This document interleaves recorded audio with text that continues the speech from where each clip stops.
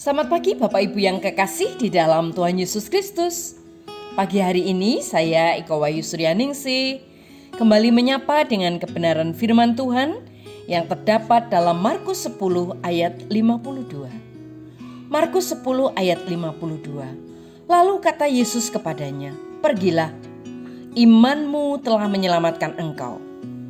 Pada saat itu juga melihatlah ia, lalu ia mengikuti Yesus dalam perjalanannya. Amin.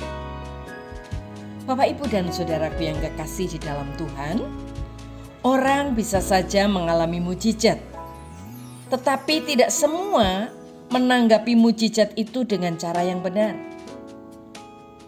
Bartimeus adalah merupakan contoh orang yang benar dalam menanggapi mujizat yang ia terima.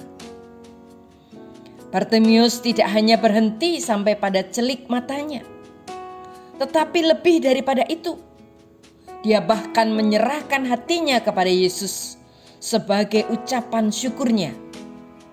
Dan keputusan Bartimeus itu untuk mengikut Yesus sungguh menunjukkan bahwa ia tidak hanya sembuh secara jasmani, tetapi ia juga sembuh secara rohani.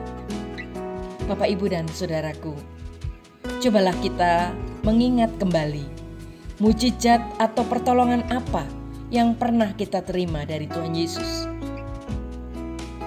Apakah semuanya itu sudah cukup menggugah hati kita untuk lebih menyerahkan diri kita kepadanya? Atau kita berlaku seperti 9 orang kusta yang melupakan Tuhan Yesus begitu saja setelah mereka menerima kebaikannya? Sekalipun kita menerima mujizat berkali-kali, semua itu tidak ada artinya jika kita tidak sembuh secara rohani dengan mengalami pengenalan yang benar kepada Yesus. Pengenalan yang benar itu menuntut penyerahan diri yang lebih total kepadanya. Mari kita jadikan diri kita sebagai pribadi yang haus untuk lebih mengenal pribadi Kristus yang sudah menurunkan mujizat atas kehidupan kita. Mujizat terbesar yang kita terima adalah keselamatan. Keselamatan kekal yang kita terima di dalam nama Tuhan Yesus Kristus. Mungkin secara fisik kita tidak menerima mujizat, tetapi kita menerima mujizat yang luar biasa, yaitu keselamatan kekal di dalam Tuhan Yesus Kristus. Ketika saudara dan saya percaya kepada Tuhan Yesus Kristus, maka saat itu kita memperoleh warisan kerajaan surga, jaminan keselamatan di dalam Tuhan Yesus Kristus. Apakah saudara sudah menerima mujizat itu? Inilah waktunya bagi kita. Amin. Mari kita berdoa. Tuhan Yesus, terima kasih buat firman-Mu hari ini.